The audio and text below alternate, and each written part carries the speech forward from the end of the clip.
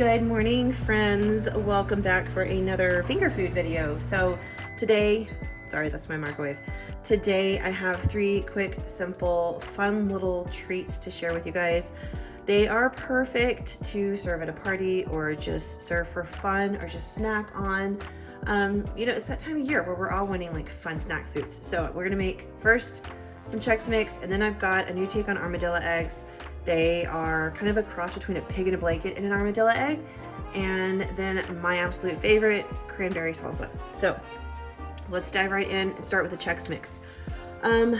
First off, I want to go ahead and get our ingredients in the bowl, or dry ingredients. I've got butter, that's what was going off in my microwave. So I want to do 2 cups of rye chips, like these right here. You could do bagel chips or anything you want.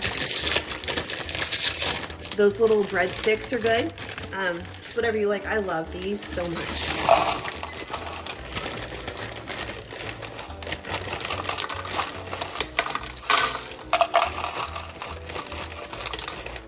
And I am going a little bit over just because I love them so much. There we go. We also want to go ahead and add in some pretzels. You could do any kind of pretzel you want, sticks or twists or whatever. I've got these little mini twists. So we're gonna do about 3 cups of those, 2.5 to 3 cups.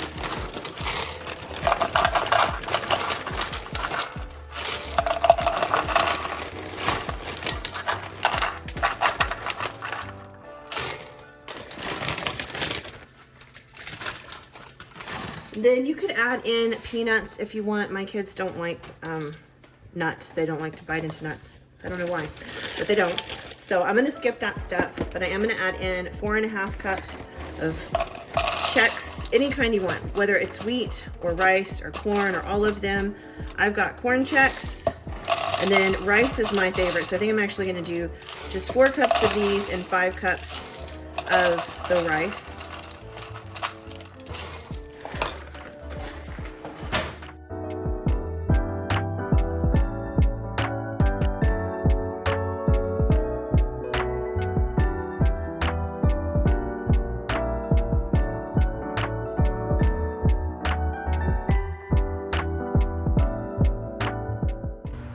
Okay, I'm gonna toss this around real quick while the butter finishes melting.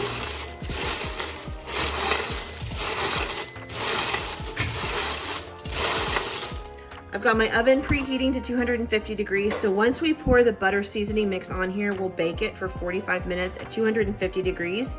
And when it comes out and it cools, we'll go ahead and add in 1 to 2 cups of M&Ms, depending on how much chocolate you want in there.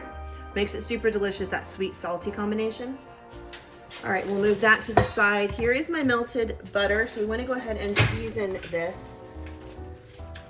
So first off, I'm going to do 1 tablespoon of soy sauce.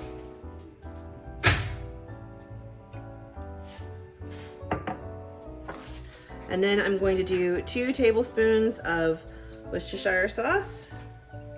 I'll probably go a little bit over just because I always add a little extra Worcestershire sauce whenever I make this. I do like 2.5 tablespoons, but the original recipe is just 2 tablespoons of Worcestershire sauce. All right, next we want to do 1 teaspoon of onion powder, and then 1.5 teaspoons of garlic powder.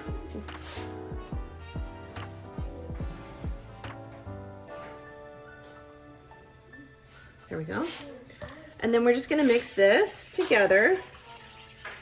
You could add some spice to this if you wanted. You could put in some sriracha if you want to, or some of that chili garlic crunch, or just some red pepper flakes, totally up to you. One of my kids really loves Chex Mix, so I am not putting any spice in here because I know they would not like that at all. My younger 2 kids do not like anything spicy. All right, so now we just want to pull our snack mix back, and then we're just gonna drizzle this over the top and toss to combine to make sure everybody's coated in this delicious seasoning.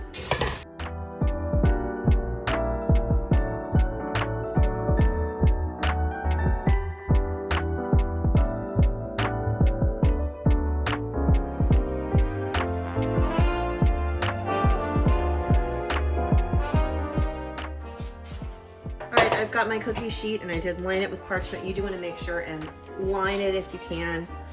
Sometimes the stuff gets kind of sticky.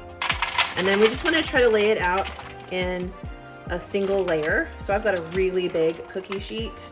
If you cannot get it in a single layer, you really want to make sure you toss it around frequently while it's baking, just to make sure everybody kind of has a chance to dry out.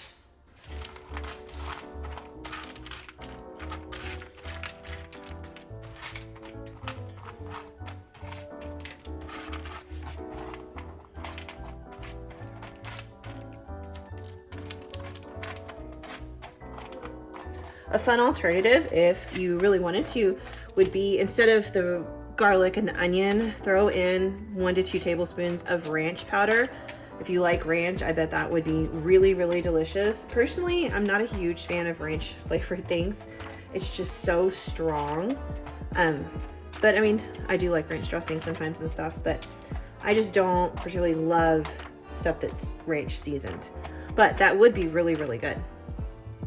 All right, so 250-degree oven for 45 minutes so it gets nice and crispy. Okay, my Chex Mix is done. It baked. My house smells so good. And it's all nice and crispy. It absorbed all the seasoning mix and everything, and it's not soggy. So now we want to add some M&Ms. I just got this big container at Sam's Club because, I mean, M&Ms are awesome. I figure if I don't use them all in here, that's okay. Either I'll find another recipe or, you know, I mean, just spread the handful, whatever, right? But I'm gonna mix them in. So depending on how much you want, you could do 1 cup, you could do 2 cups. This is a ½ cup measure. I think I'm gonna do in the middle, 1½ cups. And then just mix this around.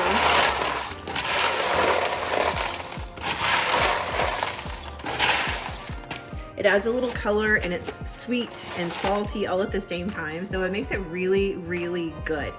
All right, friends, so there it is, my sweet and salty Chex Mix. This stuff is so good, it's so addictive. It's one of those things where when it's out, like I can just walk by and grab a handful and it's perfect.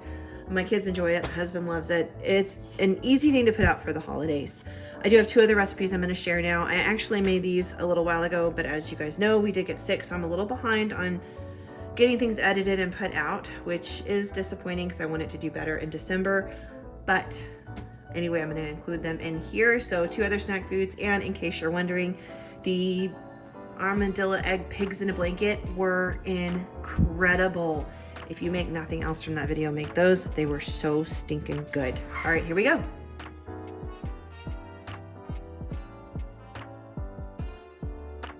It is time for what is really, I think, one of my favorite treats around the holiday, and it's just because it's the only time I can get these fresh cranberries. It's cranberry salsa. I bet you guys have seen this because it's a super popular dish, but if not, watch and make it because it is delicious. Oh my gosh. You guys know my family and I, we love chips and salsa. I don't know if it's like a Texas thing or what, but it's kind of like chips and salsa and queso are just a way of life down here. I love a good salsa, and it doesn't have to be just like a regular tomato salsa. This cranberry salsa makes me just as happy. I took a bag of fresh cranberries from the store. It's a 1-pound bag, and pumped it right into my food processor. And then I just pulse it to mince these because it would be really hard to chop them on a cutting board. They'll just roll all over the place. This is definitely the best way. Let the food processor do the work for you. Once that's done, I pop them in a bowl, and then you add between 1/4 and ½ cup of sugar. I know it sounds like a lot, but cranberries are so tart. I mean, like so tart. They're just not fun to eat on their own. You've got to add a little sugar. Pop them in the fridge, let them hang out for like 30-45 minutes while you get everything else together or make some other dishes, whatever you got going on. Go watch your favorite show on YouTube, check out my other videos, and then come back once it's had time to hang out in the fridge and it's good to go. Then we're gonna add some peppers. I'm using 2 jalapenos. I removed the ribs and seeds just to control the heat level. You know, when you're serving this to a bunch of people, not everybody likes the same spice level. So I try to keep things on the milder side just so that everyone can enjoy it. I'm doing 2 jalapenos, but if you do not like it spicy, use poblano peppers. They have an amazing flavor without the heat. They are just wonderful. I love poblano peppers. Likewise, if you want it extra spicy, leave in the ribs and seeds, and that'll give you a lot more heat because that is where the heat is, in the jalapenos.